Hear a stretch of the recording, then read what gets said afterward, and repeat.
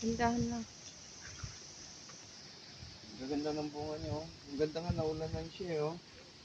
Ha? Oh? Pangpakbet.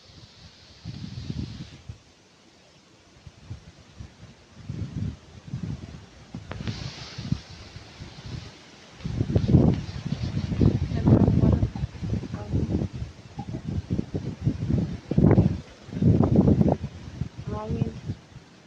Hmm? Hangin. Masarap yan. Kinapa, no?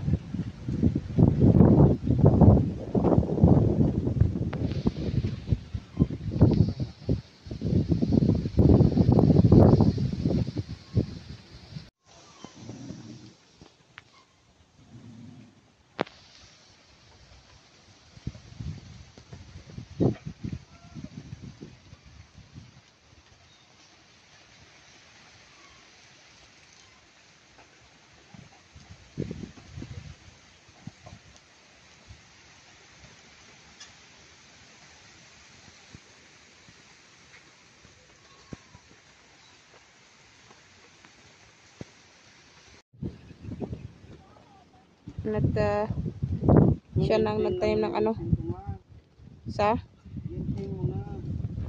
ay nakikita mo umuulan, ako naman sana dapat gagawa dyan eh. Hindi ikaw naman nang nagpresentang gumawa, di gawin mo na. Ayan, dahil hindi din siya makapunta ng bayan.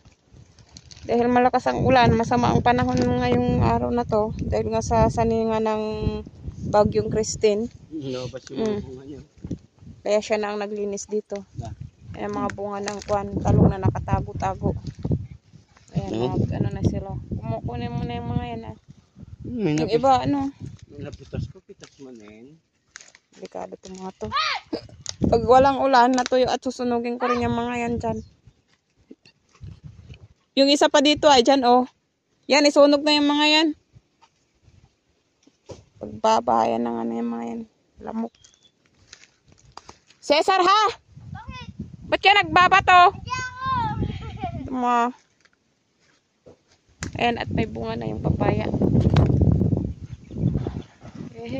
At may bunga na rin yung papaya. May binhi akong bilog na talongski. Yan. May bago kaming binhi talong. Bilog.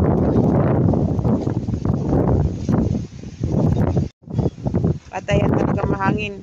Hindi ako makapag-live dahil mahangin at nawawala-wala yung signal. Sige yan, tanggalin na lahat yan. Huwag lang yung plastic na yan. Pagka dyan na lang muna yan sa gilid.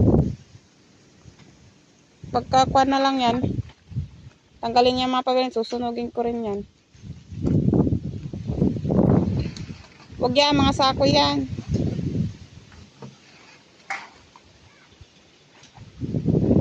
Bayaan mo na kasi ako na lang yan dyan pagka hindi na umulan. Tanggalin ko na at mga sako na lang sa'yo. Sige, bahala ka. Cesar! Pagpahayang pa ng ano to eh. Ba't tinapon mo yun? Panggagatong pa yan. Oo, dito lang yan, matutuyo yan. Bastos ka naman, susunog ako ng basura dyan. Tapon mo na yan. Sira-sira na sako. Ayun! Ayun, yung isda. Huwag kang basta. Sira. Tapon na, tinapon ko talaga yun kasi sira. Hindi naman masusunog yan dyan. Ilagay mo lang yung sa sako kasi bakal din yan. Yan, at siya nang naglinis dyan. Buti naman at malinis na. Kapag walang ulan, kapag natuyo na yung mga yan na iba dyan, yung itong mga basura na to, susunugin ko rin yung mga yan para malinis na naman dito.